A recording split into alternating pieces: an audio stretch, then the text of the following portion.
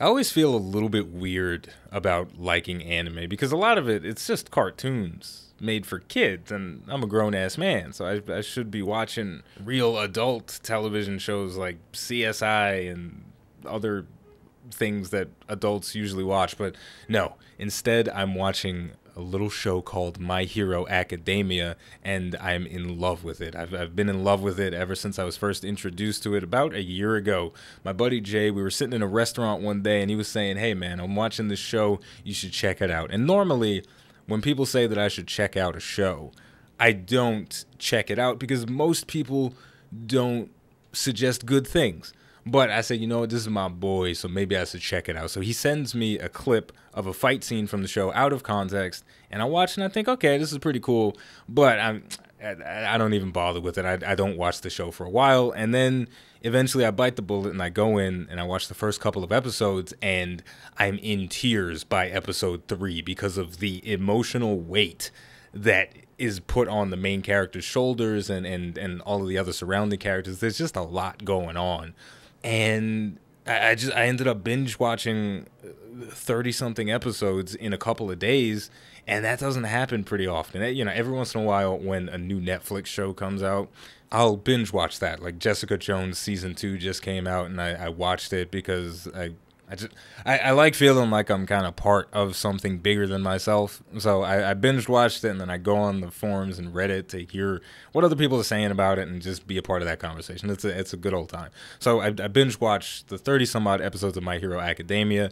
Season 3 just started last week Saturday, and I'm in love with it, and it's all because of the character development, right? Because I feel like, and this may or may not be true, but the impression that I get from watching the show is that the creators wanted to make something about a bunch of kids in high school, but also, by the way, they've got superpowers, so there's going to be some really awesome fight scenes peppered into the high school drama that the show is really based around, and that's what hooked me in, because we have plenty of shows where there's epic fight scenes. Dragon Ball Z has millions, right? It's got plenty of them.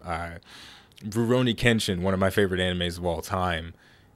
Let's get something out of the way right now. I do not watch a lot of anime. The only anime shows that I watch, Dragon Ball Z, Dragon Ball GT, Dragon Ball Super, anything relating to Dragon Ball. Rurouni Kenshin, it's an old one, but I think it's one of the classics, one of the greatest of all time, hands down. And then finally, the first 100-ish episodes of Naruto. That's all the anime I watch, and I'm not going to watch anymore. If you suggest, oh, Rob, you should check out Cowboy Bebop, not doing it. Ghost in the Shell is really awesome, not going to watch it. Naruto Shippuden is really cool, you should check out the fight with the... No, not going to watch it. Don't care about it. I'm not super into it, right? But with that said, My Hero Academia, man, it's the fact that it's got all the plenty of anime tropes in it and whatnot, but the fact that it's able to tell a compelling narrative about a high school student while also, you know, showing you the cool stuff that you want to see, that's what hooked me in, right? So the main character, Midoriya, he's the nerdy kid, and to give you a little background on the show, in case you're too cool to watch anime yourself, once upon a time, Earth was normal, and then all of a sudden, babies started being born with superpowers, and fast forward a couple hundred years, pretty much everyone on the planet has superpowers called quirks, except for a couple of weirdos that don't. And the main character doesn't have superpowers, but he eventually does get them, and you just follow him as he learns and comes into his own. And really, him learning how to manipulate his powers, his quirks, is essentially a metaphor for a young person coming into their own body and coming into their own personality and figuring out where they stand in the world. And then you also pepper in the grandiosity of the fact that the main character wants to become the greatest hero of all time. And that's sort of that's something we can all relate to, right? Regardless of whether you want to be a firefighter or an artist or a boxer or whatever, you want to be the greatest of all time unless you have no ambition. That sounds mean, but you know, I think we can all relate in some capacity to wanting to be really good at something, or at least to do the best that we can, and that shines through extremely hard in the first couple of episodes. We really see that this kid, he wants to make something of himself. He wants to be a hero. He wants to be seen by the world as somebody who can be looked up to, like his own hero. The main hero in the show, is his name is All Might, and he's the greatest hero in the world. And Midoriya, the main character, he wants to be like All Might. He wants to be looked up to, and just following that relationship and watching this kid come into his own. It instantly makes me think back to my own high school experiences when I was the nerdy kid. I didn't have any swagger with the ladies, and neither does the main character. So I'm seeing, oh, that used to be me. How is he gonna get through this situation where he's just navigating the classroom and he's going to gym classes and stuff, and you know, he's got a crush on this girl, just all of that stuff. And then all of a sudden, superpowers get thrown in, and just crazy fight scene breaks out. So it becomes better than a show like, for example, Degrassi, to use a completely outdated reference that most of you are probably not going to get. That show was about high school, but there were no superpowers. So it wasn't that cool. It was cool, but everything is cooler when you add superpowers and monsters and crazy fight scenes. So this My Hero Academia is doing a great job of blending these two things while not losing any aspects of either one, right? So I never feel like I'm missing out on the action because I'm getting good character development, because the character development is so strong, and it's made better by the strong action. And I guess to that point, one thing that I always thought was a little disappointing with Dragon Ball Z, or something that as I get older, I appreciate certain episodes of Dragon Ball Z more for having bits of character development thrown in there.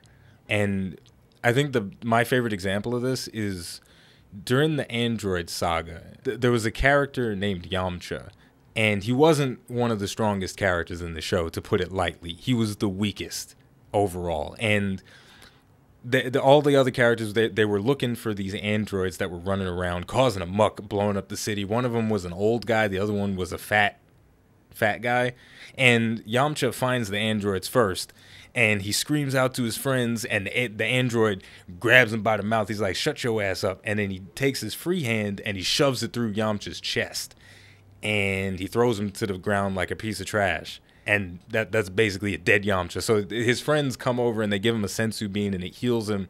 And then they're all like, which way did the androids go? And he's like, bitch, I don't know. I had a hand through my chest. And they're like, okay, well, we got to get back out there and find him. And then Yamcha says, yeah, I'm not going back out there, guys. Not doing it. And that's a moment where you can either think of it in two ways. Okay, way number one is the obvious one. It's the fun one. Yamcha's a little bitch for not getting back out there trying to fight and help his friends. But the alternative to that is he doesn't stand a chance in the fight. So what is he gonna do? Right? He's gonna go back out there and get chested again. So that was a real deep human moment where you got to think to yourself, yeah, this guy is actually afraid and he could lose his life. And in the context of the show, he'd already been wished back by the Dragon Balls before, if I'm remembering correctly. So if he dies again, he's dead forever. So there was this real weight to his death or to his injury there. And you could really get a sense of, okay, this guy's actually afraid. And that's something that can be discussed in the show.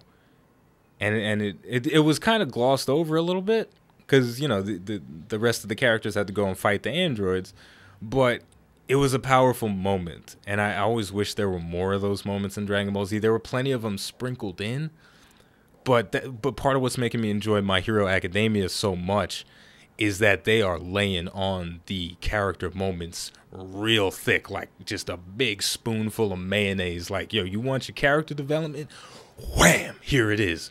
Wham! Here it is. Fight scene, fight scene, fight scene. Hang on a second. We got that mayonnaise. Wham! Character development. Wham! Wham! You want some pepper with that too? Sprinkle, sprinkle, sprinkle, sprinkle. Character development. Character development. So it's laid in there really thick, but it's done in a good way. It's not just, and it's not. It's good. It's really good.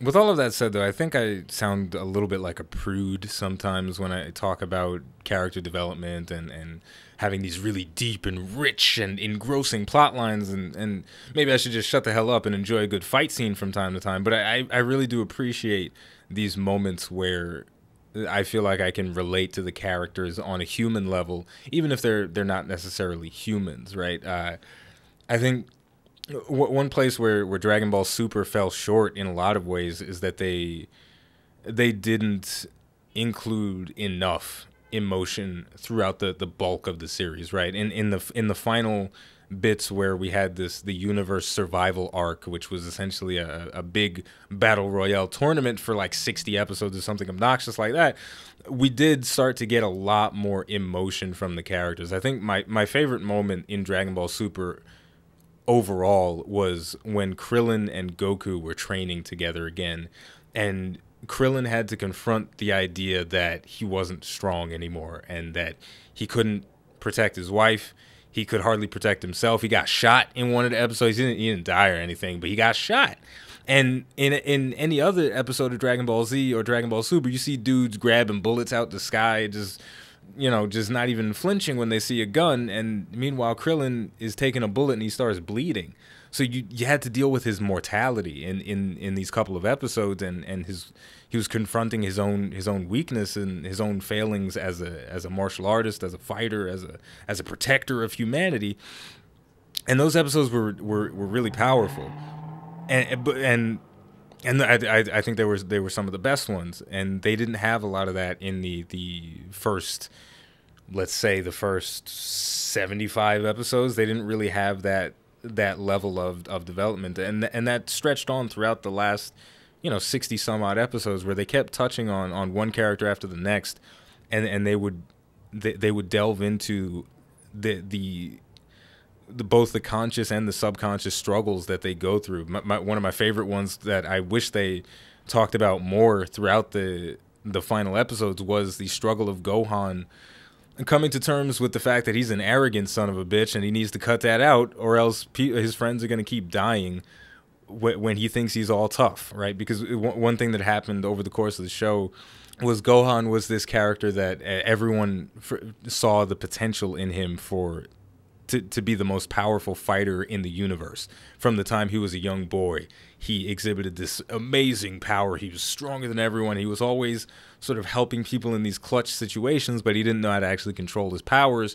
And then fast forward to the Cell saga, and the main villain, Cell, is the culmination of all the villains and all of the heroes. He has all of their abilities. He knows how they fight. He has just everything in his favor. So much so that even Goku, the main character of the show, cannot defeat him. So then Gohan steps up and he finally achieves this ultimate power, but then he becomes an arrogant bastard. He's like, yeah, I'm tough now. What you gonna do, Cell? You gonna fight me or you gonna fuck around? And long story, that didn't do a good job of summing up the fight at all, I don't think. But a long story short is Gohan messed up. Cell tried to blow himself up. Goku steps in and saves the day, but also sacrifices his own life in doing so. And fast forward to Dragon Ball Super, you have Gohan training with Piccolo. Piccolo's telling him, look, man, you're arrogant, and this arrogance, you get drunk on your power, and whenever that happens, people die, and you fail everyone around you. And that was a moment where the character is coming to terms with his own shortcomings, and is very powerful. So I like those kind of moments. And yeah, I like the action too. The action's cool, but I like a good story. Is that wrong for me to like a good story? I don't think so. Maybe I'm asking for too much from these kids shows, but I just think some of the best SpongeBob episodes are the ones where there's just a little bit of emotion behind it. I don't know. But I think I've gone on enough about My Hero Academia and why I enjoy it and why I enjoy a good story in my anime. So with all of that said, this has been talking about My Hero Academia and why I think it's freaking awesome. And I would wholeheartedly recommend you checking it out, even if you're not a fan of anime. It can and most likely will resonate with you unless you're a horrible person. I think there's something to be enjoyed about it, regardless of whether you enjoy cartoons or not. If you think that kind of stuff is silly, it doesn't matter. It talks about some real human stories, and you should most likely be able to relate to it. So with all of that said, the name of the channel is iBluairJgR. If you enjoyed this video, don't forget to like, subscribe, and leave a comment. Let me know if you enjoyed this discussion. If you want to hear more about My Hero Academia, it's currently entering its 3rd season. I would absolutely love to talk about the episodes as they come out. So, you know, if you thought this was fun and you'd like to hear more of that, you know, let me know. There's plenty of other content on the channel. This is overall a gaming channel, so we got a lot of Civilization 6, For Honor, had Destiny 2 back when I played that. Stopped playing it now for reasons I'm not going to talk about because it makes me sad. Final Fantasy 14, other stuff. You know how to use the search feature, right? You could probably figure it out for yourself. There's a lot of content there, though, and I would definitely enjoy it if you watched it. So, thank you for watching, and I'll see you next time.